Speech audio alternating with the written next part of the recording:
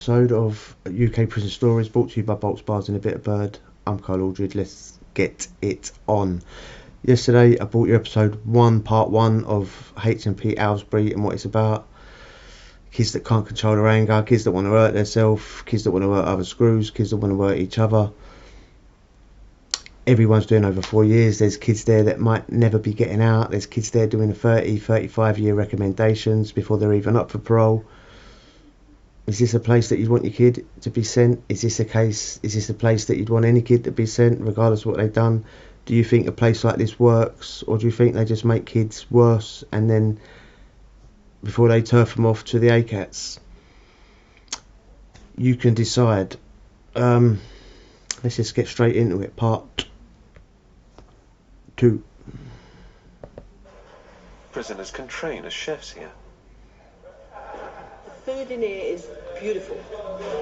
Spanish officer, yeah? Liar.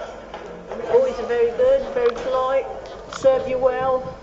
They become far more mature than when they are on the wing. Hey, Buckley, did you apply for the mess, yeah? Although Buckley has a history of self-harming with sharp objects, he's given a chance to work in the kitchen. Yeah, I feel a lot happier now. I've got the position what job I'm in now. So just to start from the bottom and work your way up, really.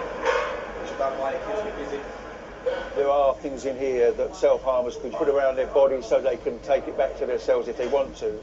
So clearly I have to keep an eye on him and keep a close management and control of him so that he's not given the opportunity to take that stuff. But if you treat him in the right way, he should be able to respond to that. The target and the incentive for him is to do the right thing. So he's therefore then, when I look at it in 2 or 3 weeks' time, met all the criteria I wanted, and then he can then get the best job in the staff mess, which is in the wash-up. So you just clean it off from the sky. I'll get you all that now if you want to. Yeah, I like that. It's alright. Getting him out of that Hannibal Lecter cell, getting him out of that fish tank-like cell where he's watched all the time, giving him a bit of purpose has helped. It's crazy, isn't it? Will it stay though? Will he be able to keep hold of it, or will he crash and crumble?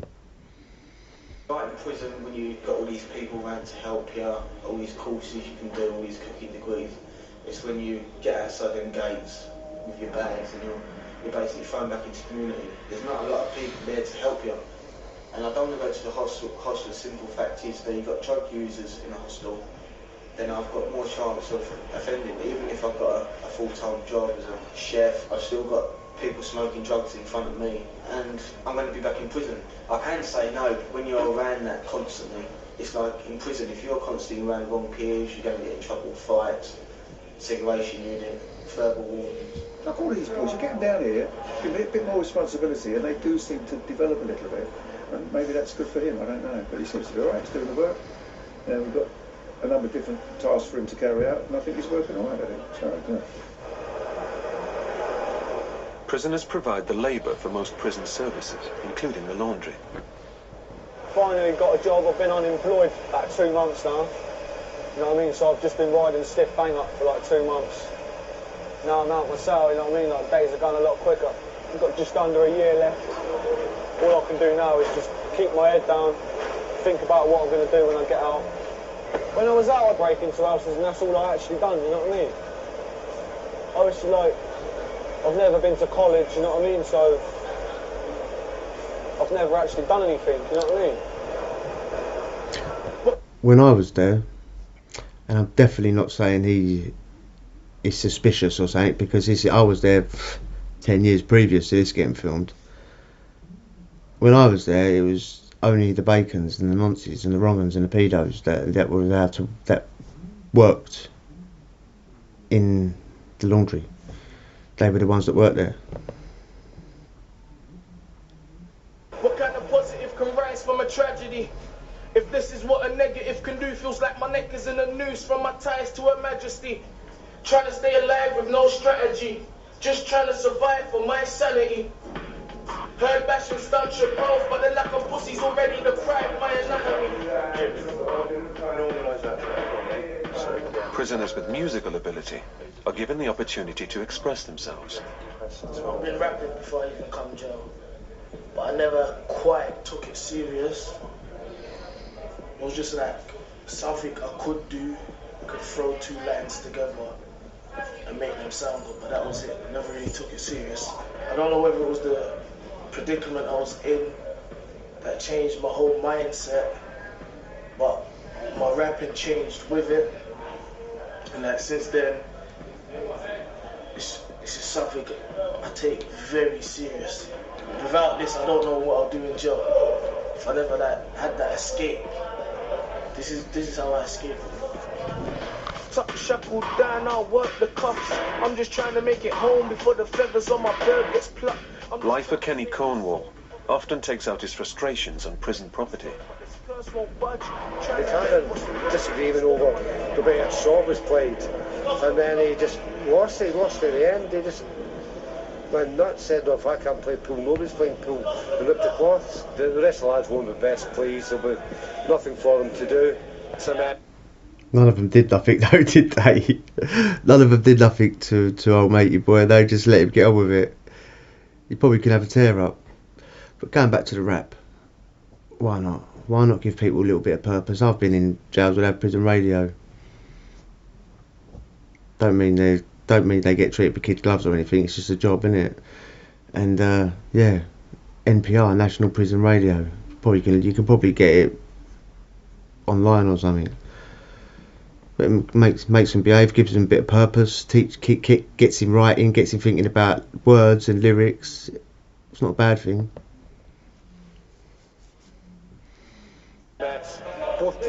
both tables ruined, so we're limited for association equipment now.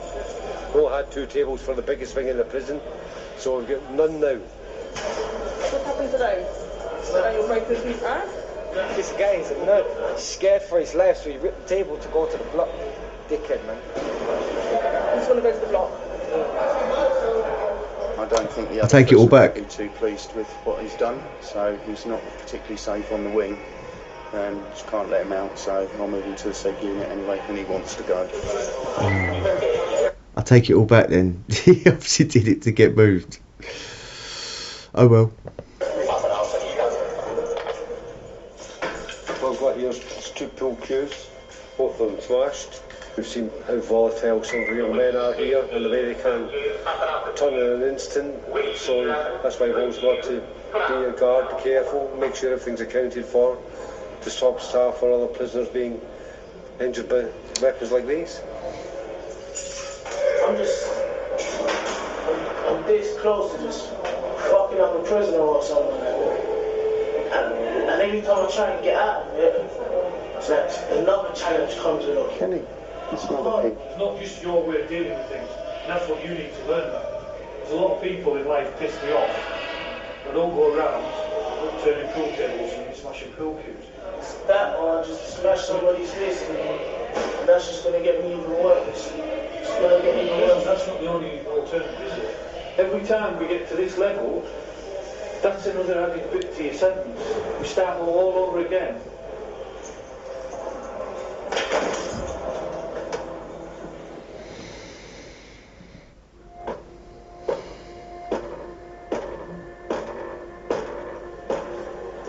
What's up, Oxy? In about 10 minutes. Is that what you're in the cell bell for? You taking a piss? I feel like I've got to fucking smash someone's in the head, so they know that I'm not fucking addicted, innit? You know what I'm saying? Emirali Oxy is back on C Wing after a stay in the segregation block for destroying his cell.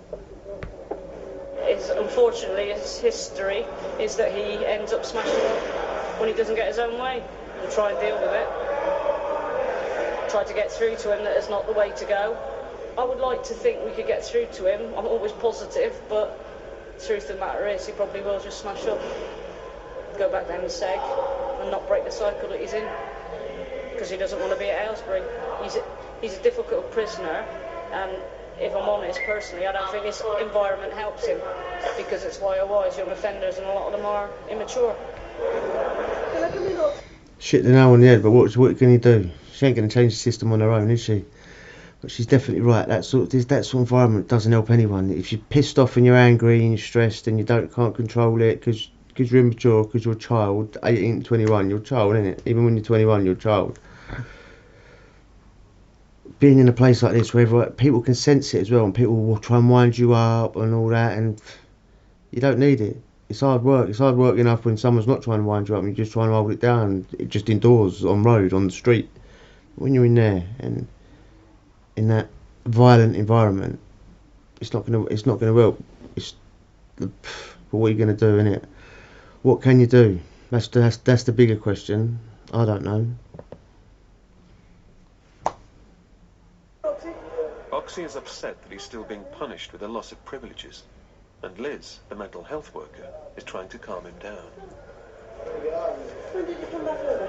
Today. What are you worried about? Got me over here with no telly, lost the soul, no nothing. I want to go back to the block. This is blocking, so I want to go back to the block. How much longer have you got on losses? 7 days.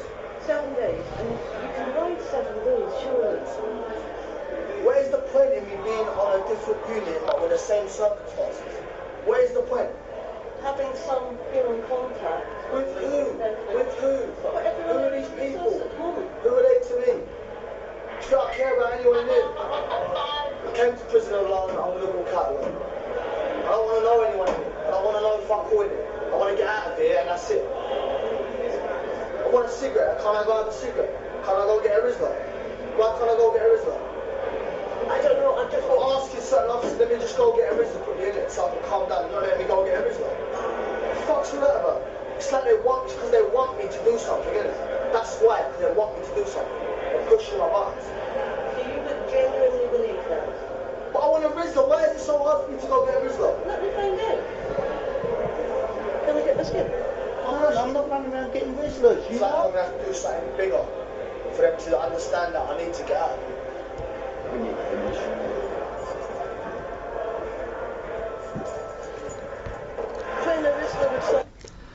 I understand what he's saying. He wants to smoke and he's thinking, why can't I just have a Rizla? And the screws are like, well, I'm not going to run around for you. I'm not going to rule bad behaviour. And if they do it for one, they've got to do it for everyone. And they do it for certain people. They will do it if they like it. If they're a mate, or if you're a drive mad, they will do it. But they're sort of like, the screws are like thinking they're in a battle here, and he's just thinking, well, I just want a poxy Rizla.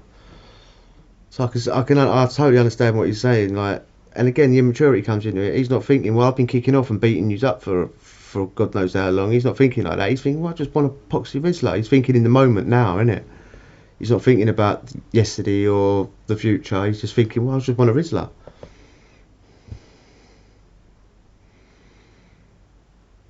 Solve the problem. Why can't we just give them a Rizla? We can't reward threats. We had it on weekends for a cigarette. All weekend, he destroyed the scene.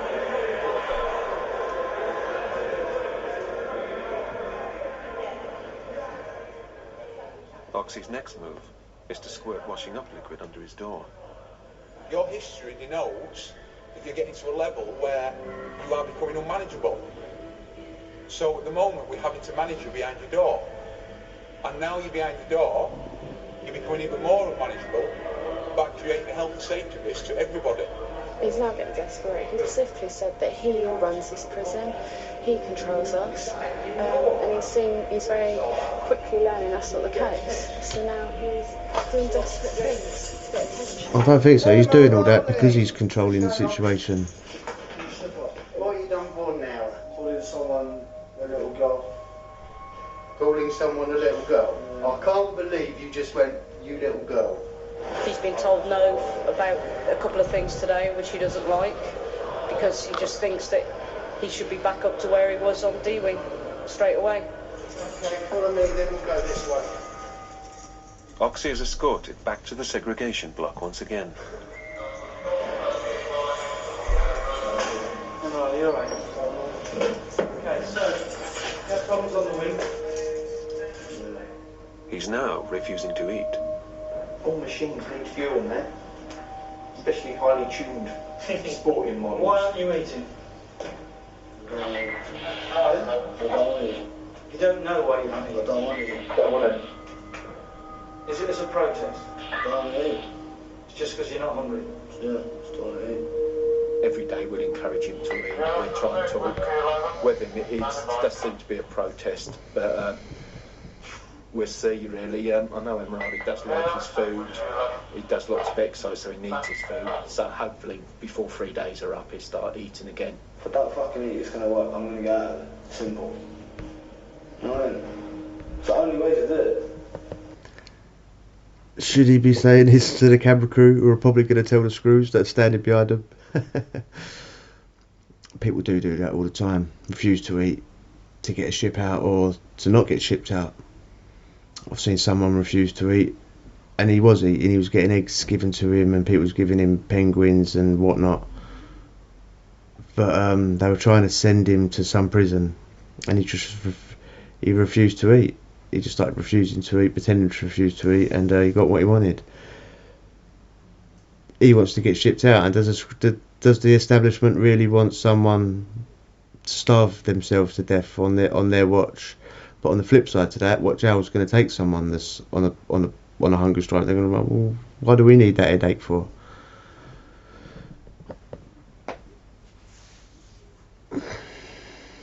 It isn't really an effective way of protesting. It never is, never will. The prison still can't see to it, or everyone would just stop eating to get their own way. Why was you that come in? You've had a party. Oxy continues to raise the stakes. He's made a mess and blocked his toilet. In 3 years' time, where can you see yourself? Not out of here. Not out of here. Why? Now, how do you describe jail? What's the one thing you have in your life that's going for you right now? One thing. The one thing you've got going for you right now is your age. You're young enough to change. You're young enough to get out. You're going to be, what, 22, 23 when you get out? Just say you live to your 70. You've got 47 years of this shit. Or you've got 47 years of that. Because you decided to come in. But only you will decide if you come back. Oh, thank you. You love your mum, yeah? Yeah, of course. Next time you see your mum, ask her, what's the last thing you think about when you go to bed at night? And what's the first thing you think about when you wake up in the morning? And the answer's going to be you. So, how many of your mates or your boys went round to your mum's house and said to your mum, look, Hockey's in jail? Will you go for free? None.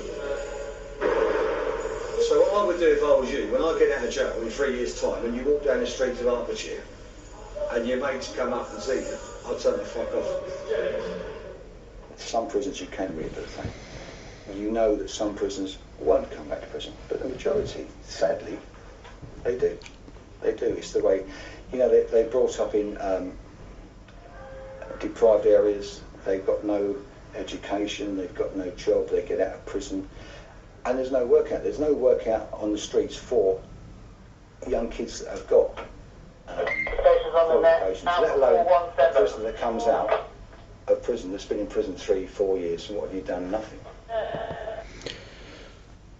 Screw actually passed on some good advice to matey, didn't he? And he's right. I mean, I don't see why, especially youngsters, have it held against them for forever and a day, their criminal records, and people won't employ them.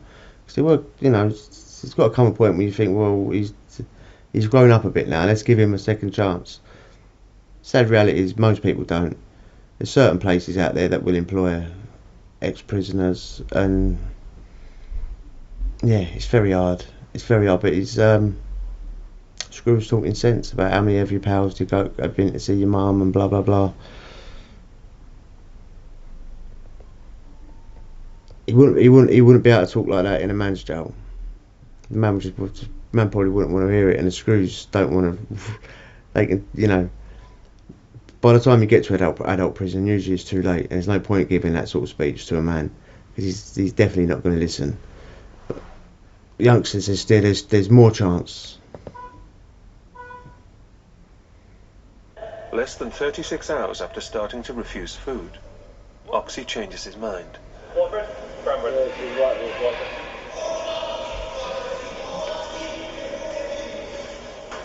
what happens in a hunger strike? Can't do it.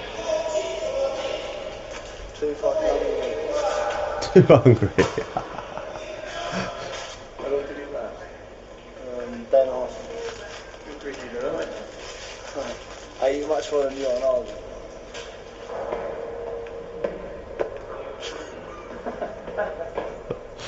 Do you know I'm coming out Aylesbury sane? I'm coming out insane. I come in here, my brain was fine. I was cool. I was a normal person. I'm leaving it fucked up.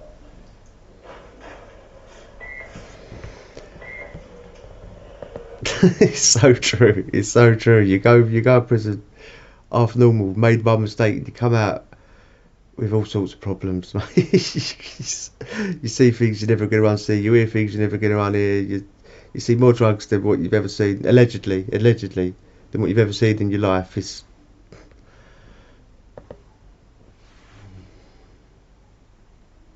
day and a half. Ryan Buckley couldn't cope with his job in the kitchen and has become suicidal again. He said, enough is enough, Cher. I need to say goodbye, and has asked me to do his funeral. And it's just dreadful. A young man who's not even 21 yet, with so much life ahead of him, but he's so scared. He's so scared of coming out of prison. And what Do you believe in love after? Oh, it's not that Cher, is it? Oh, sorry. he's got to face on the out, as they call it. He says he's thousands of pounds in debt to the drug dealers in Essex. I believe personally that he will actually go back on heroin. I think personally he'll come off the methadone too quickly. I asked him directly several months ago, and be fair to him, he was quite honest and open. He said that he will go back on the gear, and at the minute he's actually looking for anything that he can use as a self-harm tool. What's he got in his... He's just picking bits up off the floor. To harm himself Yeah, with? there's bits of plastic off of things. It'll be the corner Poor of the boy. toothpaste tube. It's Poor anything. boy, he's just desperate, Jay. I mean, this morning he said goodbye to me. He said, I'm not going to see you again. I feel a bit sorry for him, to be honest, because he's done so well, and I think that he's built some fantastic bridges with staff over the last few months, and he's got himself into the mess. He's got himself into a position where he seems happy all the time, and if he's happy and he's doing well, actually that makes us quite happy, and it makes our job that little bit easier.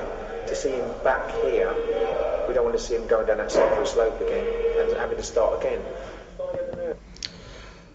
To me, and I'm not taking anything away from this kid, he's suffering, isn't he? To me, it's like more like he wants someone to. He wants the attention. Listen, you probably turn your back and you'll never see him again, you know. But all that picking up things in front of the screws, telling the chaplain that you're never going to see her again. To me, it says, I need you around me. I want you to keep a watch on me. I want the attention. I want you running around after me. And he needs it, obviously. He obviously needs it, because without it, he'd be eating soap and doing all sorts. But to me, that's more, I want the attention. Not taking anything away from him. This kid's suffering, isn't he? I mean, he's already tried doing whatever.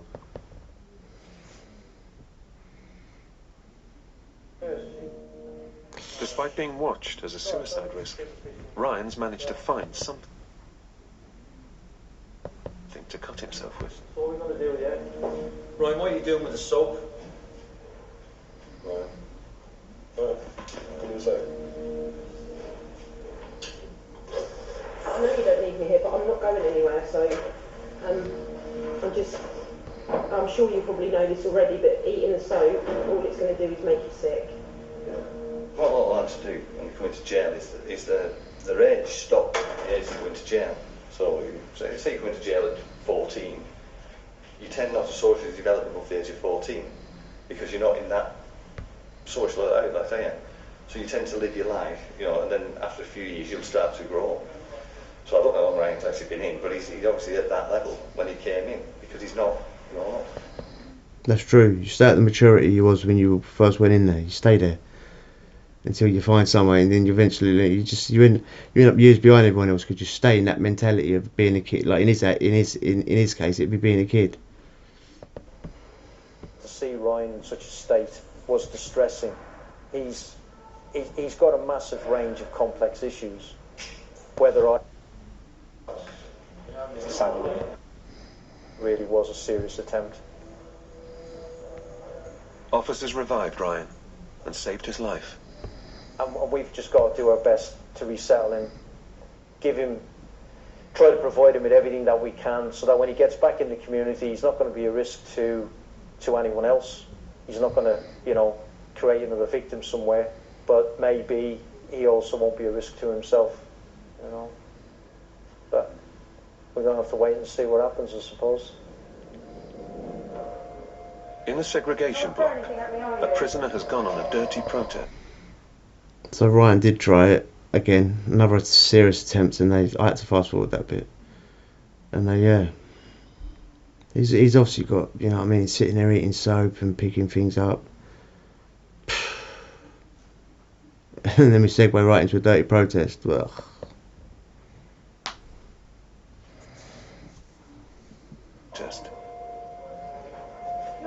What's that, your bell's on?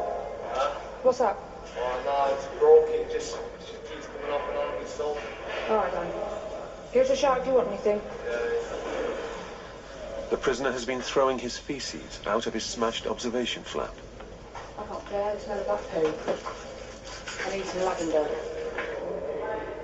Next door to the dirty protester, Emirali Oxy has destroyed his cell once again. This jail's a shithole. Proper shithole. You know what I'm saying? Proper shithole. Don't get me wrong, people like us make it a shithole, innit? You know what I mean? In a sense, innit, yeah? If the guns get moved the way they did, yeah? The reason why I'm doing this, yeah? Because they fucked me up the other day, innit? Like, they literally fucked me up, innit? So I'll just get my own back, and I don't give a fuck. Simple. Most of the people who have undertaken dirty protests have not been mentally ill.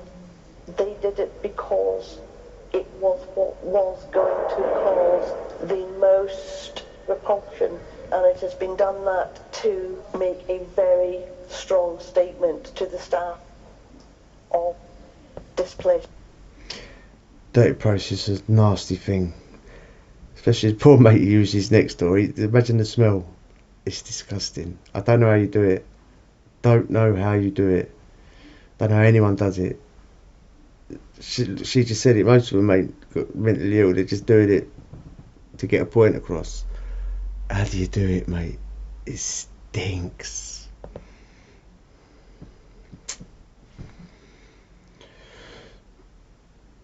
Pleasure at something that's been happening. A team in protective clothing is sent in to end the dirty protest and enable the mess to be cleared up. You think that hurts me? You think it hurts? You're fucking pushing me. The prisoner is moved into a special cell, which has nothing in it. Oxy chooses to come peacefully. I don't know what they must be thinking to doing it, like they go outside and fucking have some sort of issue to be doing shit like that, man. My plan actually had been to see you in the interview room today, but I think that's kind of mucked up. What can I say that's going to dissuade you from doing that?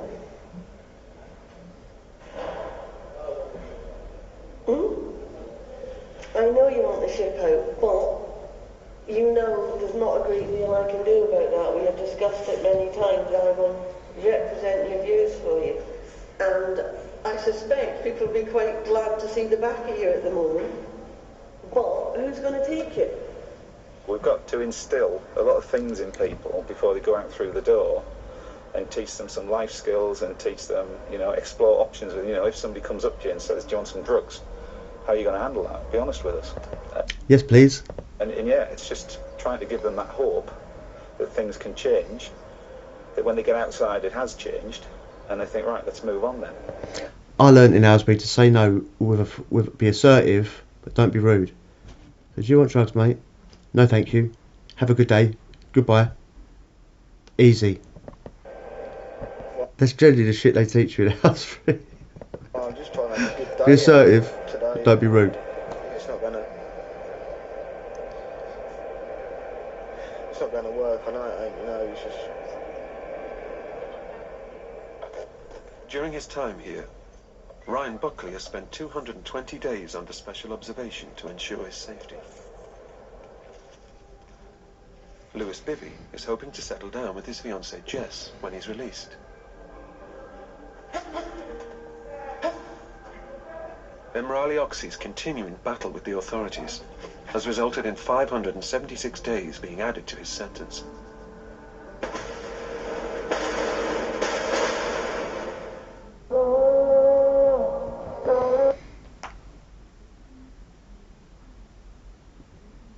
I mean, I had the most I've ever had is 28 days added to my sentence. 525. He's not having it, is he? He wanted out. To be fair, he weren't that far from wherever they said he was from, but lovely place, isn't it? I might book an holiday there next year. Well, if the dirty protest didn't make you stick and you're still stuck around, then I'm sure you enjoyed it enough to hit the subscribe. Adios.